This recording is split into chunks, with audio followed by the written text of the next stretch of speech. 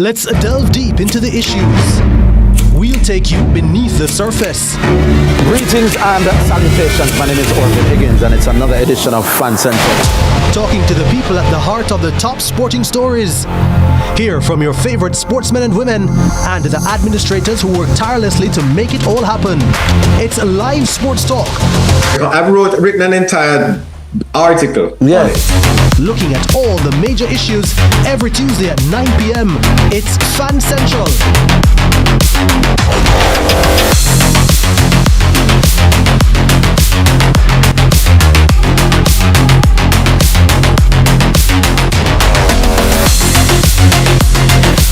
Need to estimate your duty? Perform a track and trace? Search for a declaration? Then download the Jamaica Customs mobile app today. The time by the Jamaica Customs Agency is 12 p.m.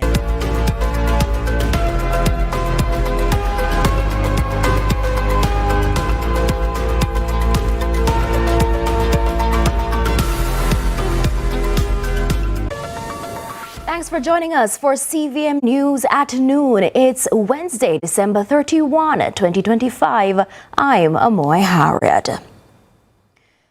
Up first, a double murder in Falmouth, Trelawney last night has brought to 7 the number of people killed across western Jamaica over the Christmas holidays. The murders, 3 in St. James, 3 in Trelawney and 1 in Hanover, happened between December 22 and last night, December 29. In the latest incident in Trelawney on Monday, 2 men were killed in the Racecourse District in Falmouth sometime after 3 p.m.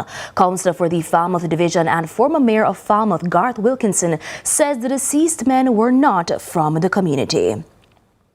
Meanwhile, a taxi operator is dead after a late-night shooting in Old Harbour, St. Catherine. Police say 56-year-old Rudolph Rusty Francis was gunned down in the Bowes district shortly after midnight. Residents reported hearing explosions, and Francis was later found along a roadway suffering from gunshot wounds. He was taken to hospital where he was pronounced dead. Investigators have not yet established a motive, and the Old Harbour Criminal Investigation Branch is continuing its probe. Now, a man who was a suspect in the rape of a student at the College of Agriculture, Science and Education case in Portland has been killed following an alleged confrontation with the police. According to reports, the incident occurred during an operation involving law enforcement personnel. Investigators have also indicated that the man was previously implicated in 2 other rape incidents on the case campus several years ago. Commanding Officer for Portland Division Ainsley McCarthy shared details into the confrontation which took place on a Tuesday morning.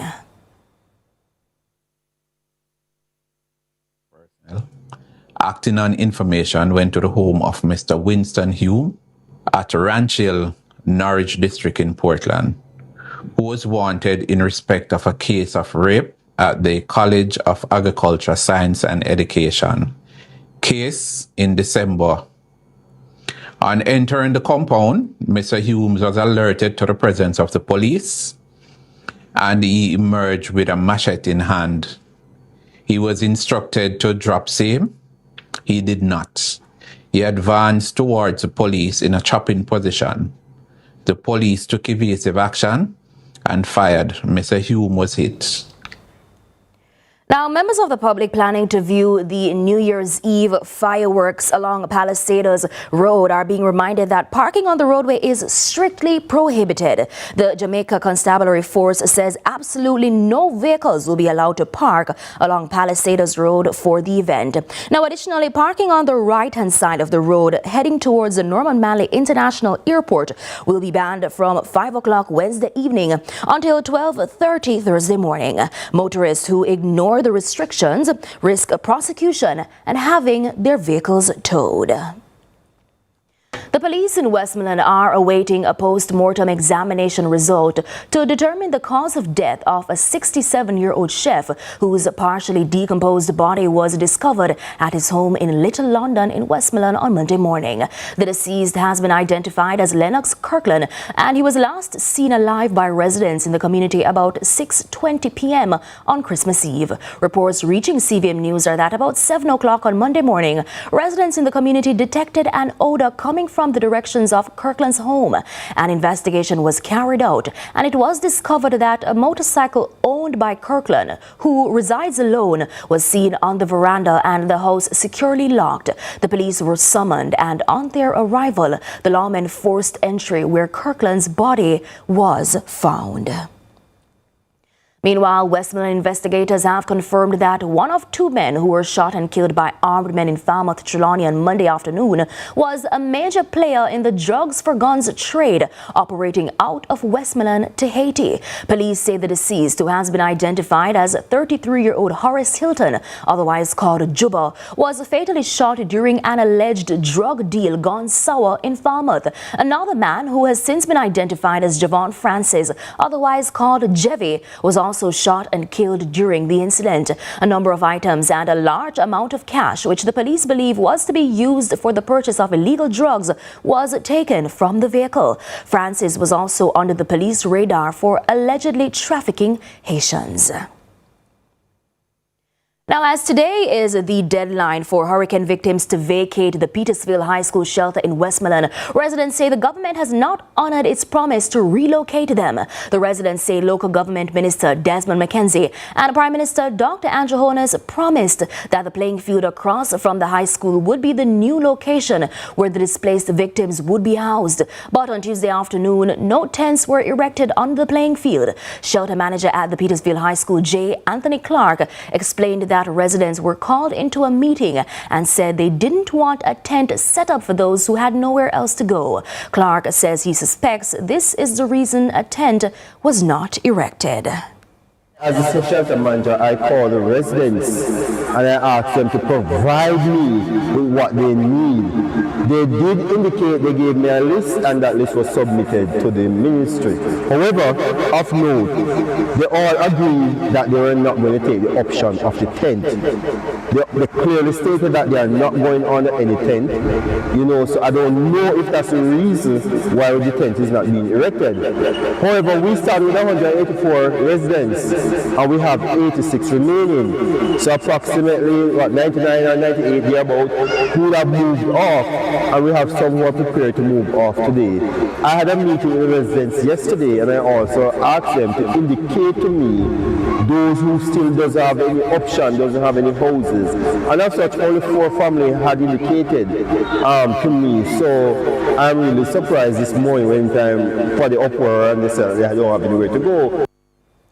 With Jamaica's geographic location placing it squarely in the path of increasingly frequent and intense natural disasters, Minister of Labour and Social Security Colonel Charles Jr. says Hurricane Melissa has revealed critical lessons for the country. Speaking on CVM's lead story on Tuesday, the minister noted that while the storm exposed vulnerabilities within communities and social support systems, it also demonstrated that Jamaica had achieved a meaningful level of preparedness. Our steps and decisions taken to prepare the country have benefited us, particularly when we face what is, unfortunately, the more intense hurricanes, which is what the climate experts advise us that we will be seeing more frequent and more intense hurricanes.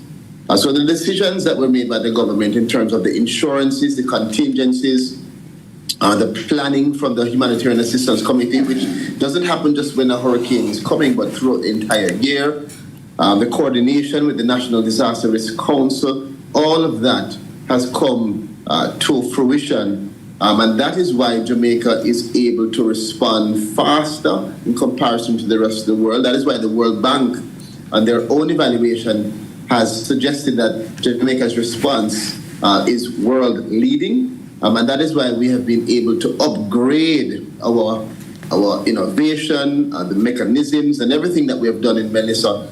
When you compare to what we have done in Beryl, it shows that we have learned many lessons, and most importantly, we've been able to execute and implement from those things that we have learned to the benefit of our people.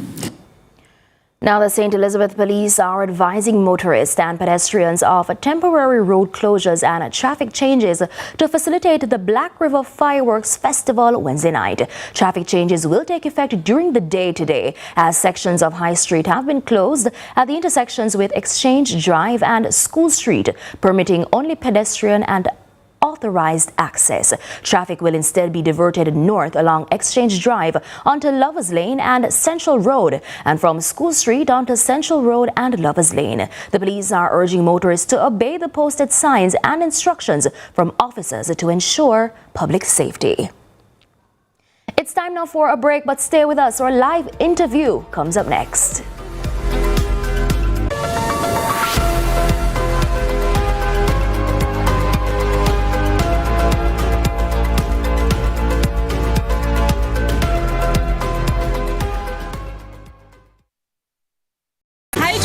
My name is Fredrine Simpson, Public Relations Officer. And I am Monique Bowen, Media Student. On behalf of our Distinction College family, we would like to thank the entire Jamaica for making us the #1 City and Guilds ABE and CSEC private training provider in Jamaica. We offer over 70 vocational, professional, and academic programs. Start online and face-to-face classes in geriatric, pediatric, psychiatric, and practical nursing, early childhood, childcare, phlebotomy, pharmacy, and medical lab technician, housekeeping, food preparation, waitering, bartending, travel tourism, plumbing, motor vehicle electrical installation, AC, cosmetology, security, customer service receptionist, supervisory, project, HR, and business management, CSEC, CAPE, and many more. Registered for any program and get City and Guilds math and English classes for free. Visit us in Kingston, Spanish Town, St. Elizabeth, Ocho Rios. Call us 356-4167. Happy holidays and a prosperous new year.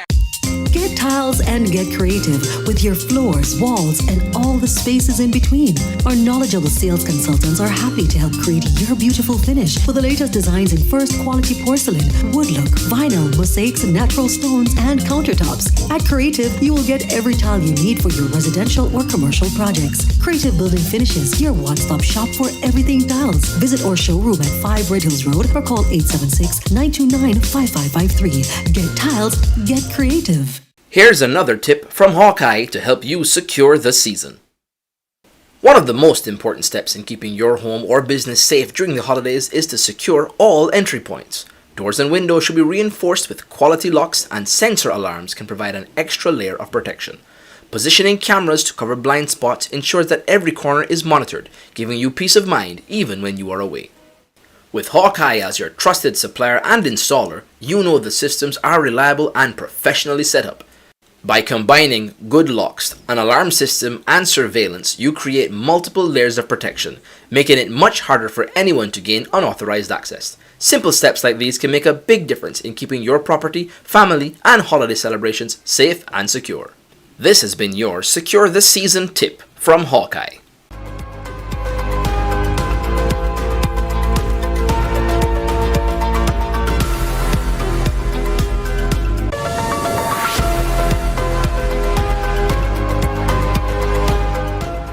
Welcome back to CVM News at noon.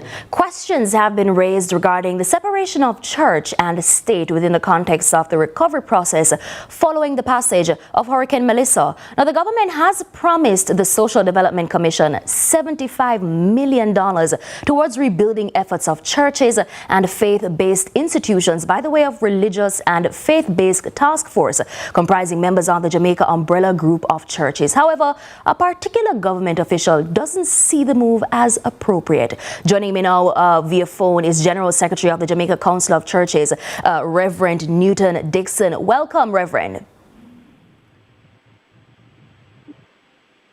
Hi, Reverend. Are you here with us? Are you hearing me? All right. It appears we may have lost Reverend there. Reverend Dixon, are you here with us? Can you hear me? All right, we're having some challenges getting in touch with Reverend Dixon there, but we will attempt to continue this conversation shortly in the newscast. We go now to news overseas, where Ukraine said Tuesday there was no plausible evidence it launched a drone attack on one of Russian President Vladimir Putin's residences and accused Moscow of peddling falsehoods to influence peace talks. More from France 24. No tangible evidence, but renewed accusations by Moscow that Ukraine launched a large-scale drone attack against Vladimir Putin's private residence. I don't think there needs to be any evidence when such a massive drone attack is carried out. This is a terrorist act aimed at disrupting the negotiation process. Moscow says it intercepted 91 long-range drones which were targeting one of Putin's residences in the Novgorod region. A complete fabrication, according to Volodymyr Zelensky, who accused Russia of faking the attack to manipulate ongoing peace talks. Regarding the attack, our negotiating team connected with the American team, went through the details, and we established that it was fake. And of course, our partners can always verify with their own technical capabilities that it was fake. Kyiv's European allies also expressed skepticism over the allegations, which came a day after a meeting between Zelensky and Donald Trump. The two leaders on Sunday discussed the possibility of sending U.S. troops to Ukraine as part of potential security guarantees and said they were 95% of the way to agreeing to a joint peace plan. And it's time now for a break, but stay with us. More when we come back.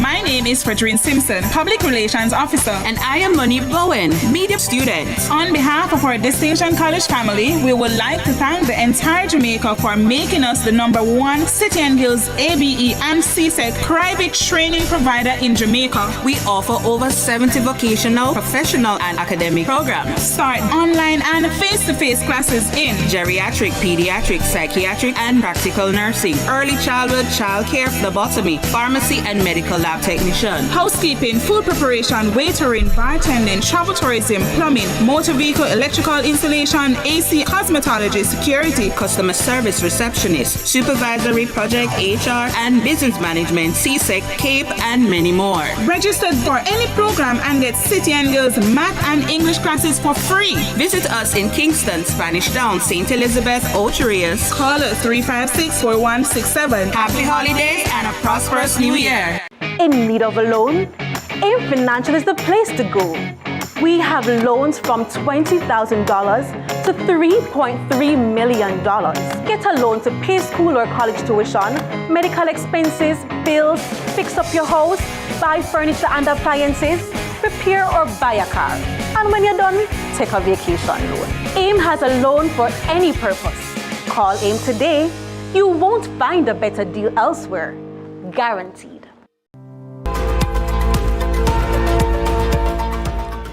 Welcome back to CVM News at noon. So before the break, we were talking about the separation of church and state within the context of hurricane recovery efforts. And like I mentioned before the break, the government has promised the Social Development Commission $75 million to help with rebuilding efforts for churches that were damaged following the hurricane. And there was a particular government official who said he or she did not see the move as appropriate. Now, before we lost Reverend earlier, we were trying to get in touch with him. That's the General Secretary of the Jamaica Council of Churches, Reverend Newton Dixon. Reverend, are you hearing us now?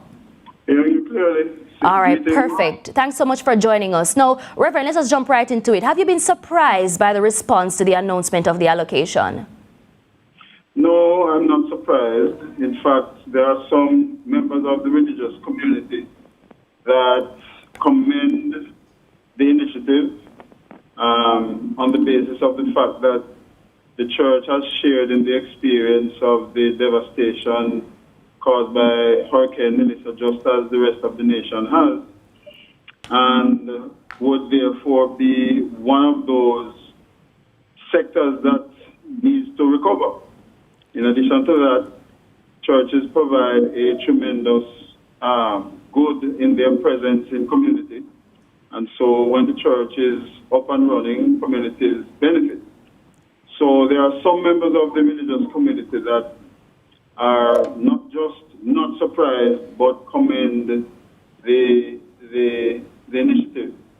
There are others that don't think the same way, and have a different view. So for context viewers, the government official who was questioning the move is Member of Parliament for St. Catharines South Western, Everett Warmington, who was asking for the rationale behind it, as he suggested that churches should fund their own recovery. Reverend, how would you respond to that school of thought?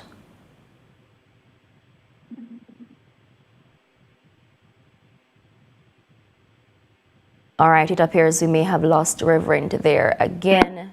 Reverend, are you hearing me? All right, we're having some challenges connecting with Reverend Dixon. Reverend, are you back with us now? All right, we have lost him. All right, let's head now to a short break. More when we come back.